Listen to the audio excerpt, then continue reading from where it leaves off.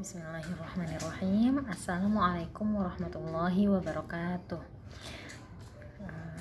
Perkenalkan, Ibu adalah Bu Astri Aprilia, wali kelas kalian 5C yang kemarin belum ikut Zoom. Perkenalkan ya, Ibu adalah wali kelas 5C yang baru. Di sini Ibu juga guru baru di IHM, baru tahun ini Ibu masuk di semester 2. Nah, gimana kabarnya nih kalian? Semoga baik-baik saja ya. Dalam kondisi seperti ini jangan lupa untuk jaga kesehatan dan terus berdoa sama Allah supaya penyakit ini cepat dihilangkan dari bumi ini. Oke, pertama-tama Ibu ucapkan terima kasih kepada anak-anakku kelas 5C. Insya Allah Ibu di sini akan berusaha sebaik mungkin untuk menjalankan amanah baru ini, yaitu menjadi wali kelas 5C.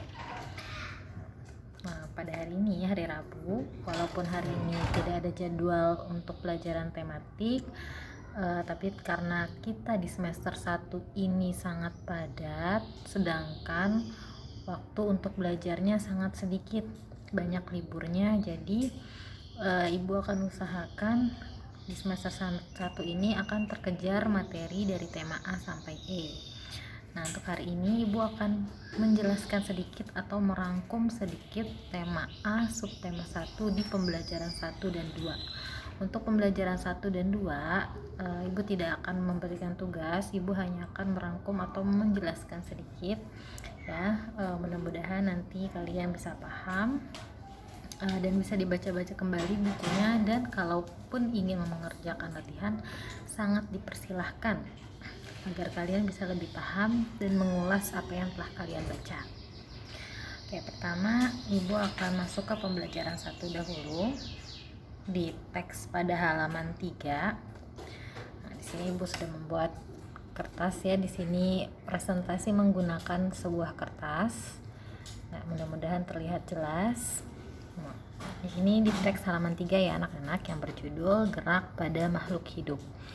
Sebelum Ibu menjelaskan lebih jauh, Ibu mau bertanya dulu sama kalian nih. Apakah makhluk hidup dengan benda mati memiliki ciri-ciri yang sama? Menurut kalian makhluk hidup dengan benda mati itu ciri-cirinya sama gak sih? Nah, kalian jawab sendiri ya. Terus yang kedua, pertanyaan kedua adalah, apa sih ciri dasar dari makhluk hidup dengan benda mati? Apa ciri dasarnya dari makhluk hidup dan apa ciri dasar dari benda mati? Nah, kalian bisa cari nanti, bisa jawab sendiri. Lanjut ya ke ke penjelasan berikutnya. Oke, tadi kan Ibu sudah tanya ya di awal, makhluk hidup itu sama benda mati ciri-cirinya sama nggak sih? Ternyata makhluk hidup dengan benda mati itu ciri-cirinya berbeda.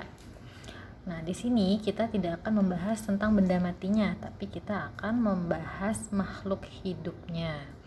Makhluk hidup bergerak untuk merespon rangsangan yang datang, atau disebut juga dengan iritabilitas. Coba kalian berikan contohnya. Nih, Ibu satu ya, Ibu berikan contohnya makhluk hidup yang bergerak untuk merespon rangsangan yang datang.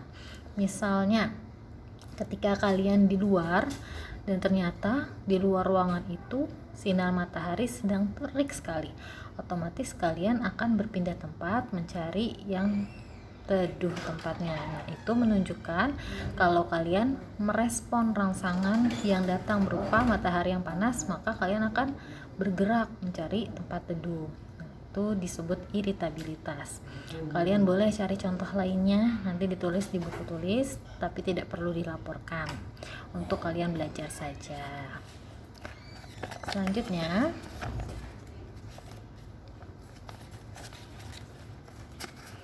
nah, gerak pada makhluk hidup itu dibagi menjadi dua, yaitu yang pertama gerak beberapa bagian tubuh, jadi geraknya hanya di beberapa bagian tubuhnya aja, tidak semua. Lalu yang kedua bisa juga gerak di seluruh tubuh. Nah, untuk gerak beberapa bagian tubuh, di dalamnya itu ada manusia, hewan, dan tumbuhan. Jadi manusia, hewan, dan tumbuhan bisa bergerak di beberapa bagian tubuh. Sedangkan makhluk hidup yang bisa bergerak di seluruh tubuh hanya manusia dan hewan. Sedangkan tumbuhan tidak bisa. Tumbuhan hanya bisa bergerak di beberapa bagian tubuh saja. Selanjutnya, gerakan pada hewan. Nah, apa sih tujuannya hewan itu bergerak?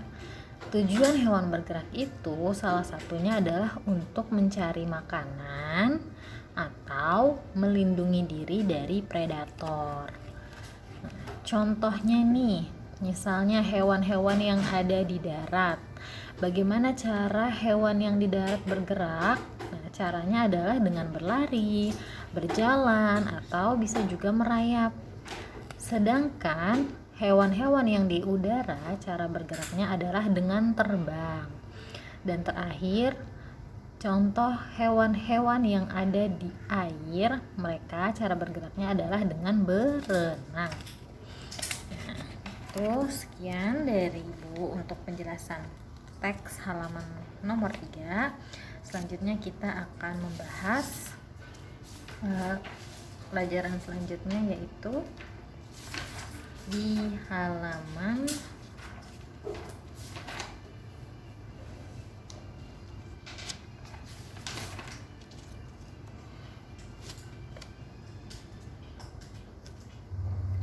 di halaman 13, yaitu pembelajaran 2.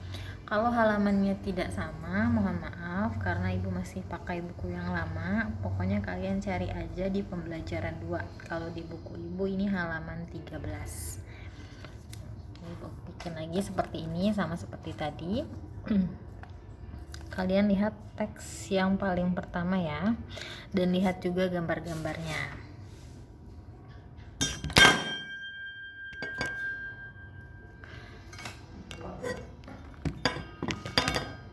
Maaf ada kesalahan teknis. Oke, kita lanjut ya. Faktor penentu cara hewan bergerak. Nah, hewan bergerak itu ada faktor-faktornya ya. Bagaimana ia cara bergeraknya, itu ada faktornya. Yang pertama adalah tempat hidupnya, di mana dia hidup. Lalu yang kedua, bentuk rangkanya. Nah, kalian bisa lihat gambarnya di pembelajaran 2, di halaman pertama pembelajaran 2 ya. Di situ ada gambar-gambar hewan beserta rangka-rangkanya.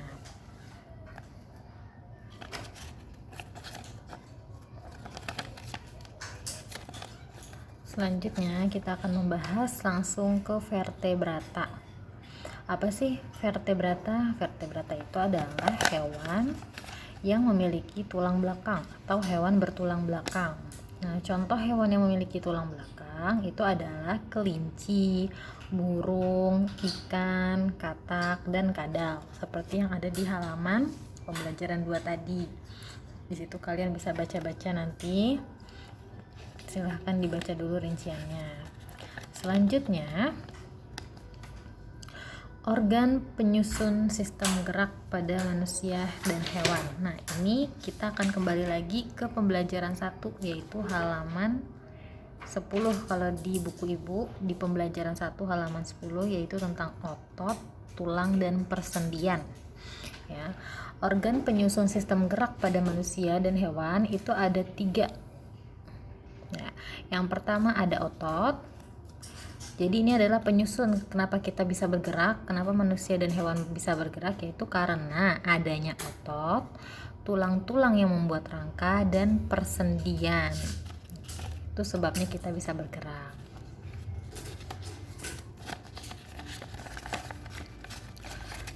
Oke, dari yang 3 hal tadi kita akan bahas secara ringkas satu persatu. Yang pertama yaitu otot.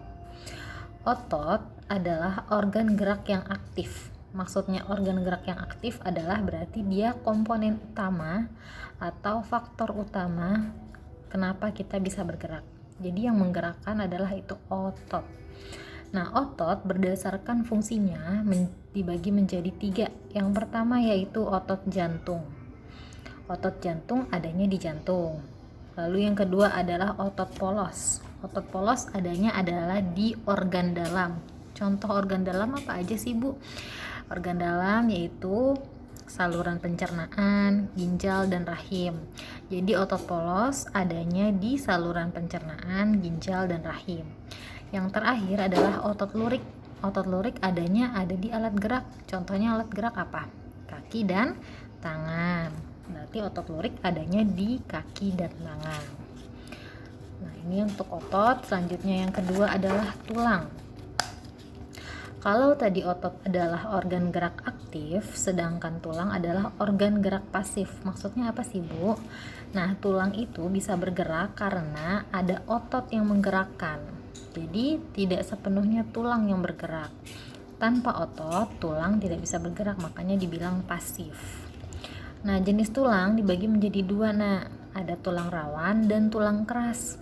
Tulang rawan ciri-cirinya itu elastis dan lentur. Contohnya ada di daun telinga dan hidung. Kalian bisa pegang sendiri daun telinga dan hidung kalian. Nah, itu tulang rawan karena elastis dan lentur. Yang kedua, tulang keras. Tulang keras ciri-cirinya itu padat dan keras. Contohnya di bagian tubuh kalian adalah paha, lengan atas, dan tulang belakang. Yang terakhir, otot, tulang sudah. Yang terakhir adalah persendian. Oh, maaf, belum persendian ya. Kita masih membahas ke tulang. Kalau tadi jenis tulang, sekarang bentuknya. Ya, ulang ya, tadi adalah jenisnya, sekarang bentuk-bentuknya. Bentuk tulang dibagi menjadi 4, tulang pipa, pipih pendek, dan tidak beraturan. Tulang pipa berada di paha, betis, dan tulang kering. Sedangkan untuk tulang pipih letaknya ada di tulang rusuk, belikat, dan tengkorak. Untuk tulang pendek terletak di pergelangan tangan dan telapak tangan. Dan terakhir, tulang yang tidak beraturan itu adanya di ruas tulang belakang.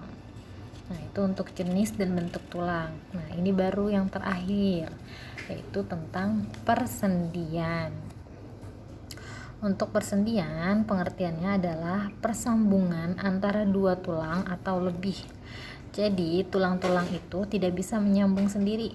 Ada yang menyambungkan, yaitu sendi. Ibaratnya, kalau kalian mau menyatukan kertas, harus ada lem. Nah, kalau diibaratkan di tubuh kalian, berarti kertas itu adalah tulang, lem itu adalah sendinya.